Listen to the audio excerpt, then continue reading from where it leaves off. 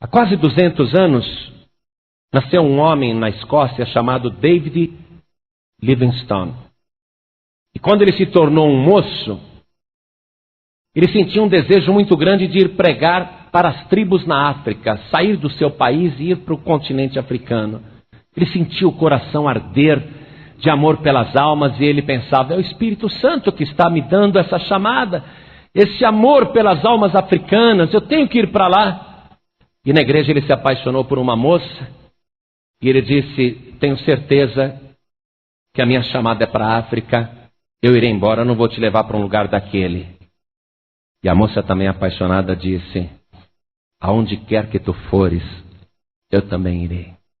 Eu vou com você. Se casaram e viajaram, foram passar a lua de mel na África. E começaram a trabalhar. E o David encontrou um povo totalmente estranho, que acreditava em espíritos, entidades, divindades, feitiçaria, tudo que contraria a Bíblia. E ele foi pregar para aquele povo. Foi pregando e a mulher indo com ele. A jovem esposa, a linda esposa, estava bem acompanhado, feliz, realizando um sonho. E ele viu que na África faltava muitos remédios, então ele começou a pesquisar raízes, remédios naturais. Descobriu que algumas plantas faziam bem para a saúde, tinham vitaminas. Então ele começou a fazer remédios naturais também para atender aquela população tão pobre. E pregando o Evangelho e falando de Cristo. E ele decidiu, eu vou cortar a África pregando o reino de Deus, falando do Evangelho. E eu só vou parar quando chegar na nascente do rio Nilo, que até hoje é um mistério. Ele disse, eu só vou parar quando eu chegar na nascente do rio Nilo. Vou evangelizar todos os povos que eu encontrar nesse caminho. E os anos foram se passando. E ele foi se especializando em remédios naturais, a ponto de ser considerado um médico naturalista. Não era médico, era pregador. Falava de Cristo.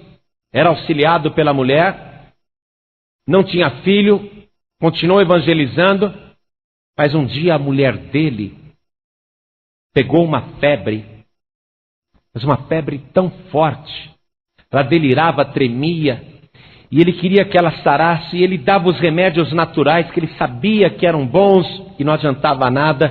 Ele orava para Deus curar a sua esposa, para ele continuar pregando, e Deus não curou sua mulher. Ela morreu ali na África. Ele ficou viúvo, jovem. Ele ficou atormentado. Ele perdeu o rumo, a direção. Ficou sozinho. Ela morreu por minha causa. Porque eu concordei que ela viesse comigo para a África. E ele se atormentava com isso. O corpo dela foi despachado de volta para o país. E ele ficou pensando o que iria fazer na vida dele. Ele decidiu continuar pregando na África sozinho.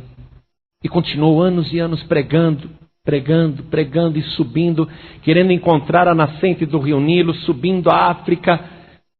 E ele evangelizou muita gente.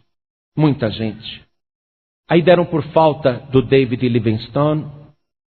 E as pessoas, algumas que ele tinha convertido, começaram a procurá-lo lá na África e acharam ele dentro da cabana, ajoelhado sobre a cama, e pensavam que ele estava orando, e deixaram ele ali orando. Mas como esse homem ora muito.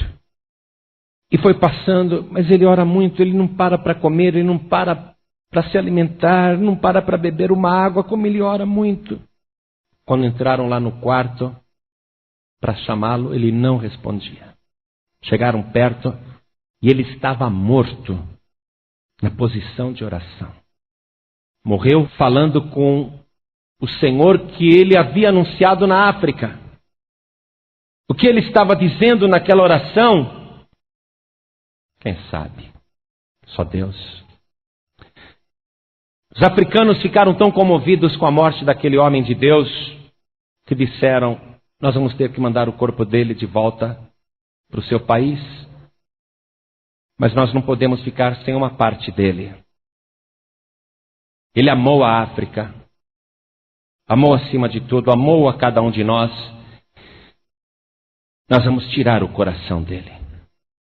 E abriram o peito de David Livingstone e tiraram seu coração e sepultaram no pé de uma grande árvore que só dá na África. E colocaram ali o seu coração e o seu corpo embalsamado mandaram de volta para o seu país. Foi notícia, a história dele comoveu muita gente. O governo inglês pegou o corpo embalsamado de David Livingstone e sepultou na abadia de Westminster, onde estão os corpos de muitos reis da Inglaterra e vários nobres. Pessoas importantíssimas da história da Inglaterra estão sepultadas ali. E David foi sepultado ali na abadia, em Londres. E escreveram na sua lápide, no seu túmulo: o corpo de David Livingstone está sepultado aqui. O seu coração está sepultado na África. Mas a obra de David Livingstone continua no mundo.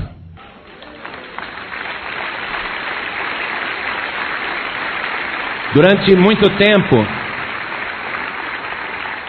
pessoas passavam em frente daquele túmulo e achavam essa inscrição muito tocante.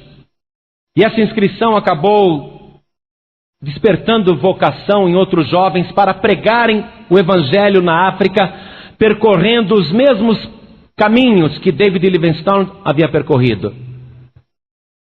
E foi um grupo jovem de missionários para a África para pregar, para confirmar os convertidos. E quando eles chegaram na África, os jovens missionários anunciaram com alegria: vocês precisam conhecer Cristo.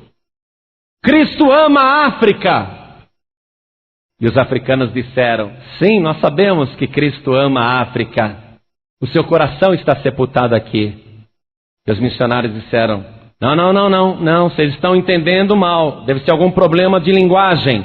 Cristo, o seu coração não está sepultado aqui na África. Cristo morreu há quase 2000 anos atrás. E o seu corpo inteiro, menos o sangue, ressuscitou. E ele subiu aos céus, está à direita de Deus.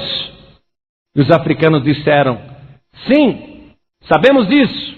E ele andou conosco aqui, caminhou conosco, sentou-se à mesa conosco, nos deu remédio. Ele anunciou a salvação. Ele dormiu no nosso meio, estivemos com ele. Sim, conhecemos Cristo. Não, vocês conhecem David Livingstone. Vocês não conhecem Cristo. Cristo não está sepultado, ele ressuscitou. Os africanos continuavam dizendo: não, ele esteve entre nós, nós o conhecemos. E os missionários jovens ficaram perturbados com isso. Perturbados. O que David Livingstone andou pregando aqui? Alguém tem cópias dos sermões que ele pregava, dos estudos que ele dava? E foram fornecendo cópias e todos os sermões eram crísticos. Só falavam de Jesus. Cristo como centro de cada mensagem. Mas o que está vendo na cabeça desses africanos? Por que eles falam isso? Se a mensagem que ele pregou só falava de Cristo. E eles foram ver que David Livingstone não apenas falava de Cristo, mas vivia como Cristo. Eles compreenderam que David Livingstone não estava mais vivendo a sua vida na própria carne, mas que Cristo estava vivendo dentro dele. E quem olhava para ele enxergava o próprio Cristo. A obra de David Livingstone prossegue até hoje, vai prosseguir, vai continuar. Porque se sujeitou à obediência, mesmo padecendo. O que é que David Livingstone estava orando ali ao pé da cama quando ele morreu?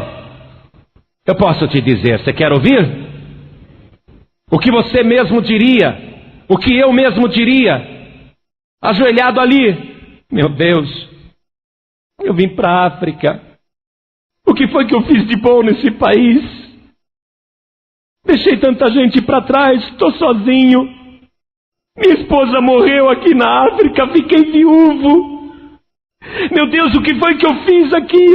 Eu acho que eu não tinha chamada. Eu acho que eu não devia ter vindo. Eu acho que foi ideia minha. Eu acho que foi coisa da minha mente. Eu sou responsável pela morte da minha esposa. Meu Deus, eu fracassei, eu não sou nada, eu sou um fracasso. Naquela hora ele foi visitado pelo próprio Senhor Jesus, que abriu os braços e disse: você venceu, a tua obra continua, venha possuir por herança o reino que vos está preparado desde a fundação do mundo. Naquela hora ele viu face a face o Cristo que ele pregava.